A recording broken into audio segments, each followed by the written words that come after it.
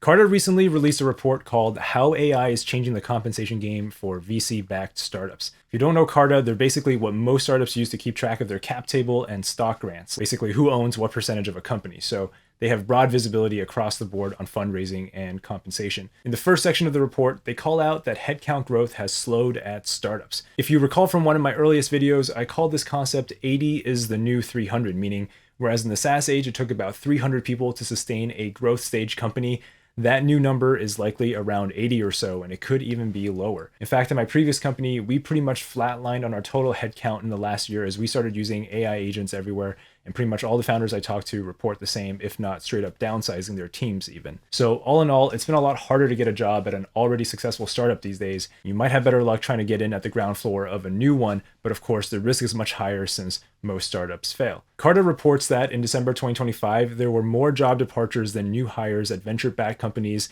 in their data set, the first time monthly headcount growth has gone negative since March 2024. This trend has hit pretty much every industry. Take a look at this chart they included and compare 2026 to the Great Resignation years. What were we thinking back then? I don't know, those were terrible times. Which reminds me, not all of this slowdown is related to AI. Carta agrees that we're still shaking out some of the irrational behavior from those years. This is the first of 4 parts as we break down each section of this report. There's a lot of cool insights, and I'll be adding some commentary from my real world experience having co-founded a company that's in this data set, so I'll see you in the next one.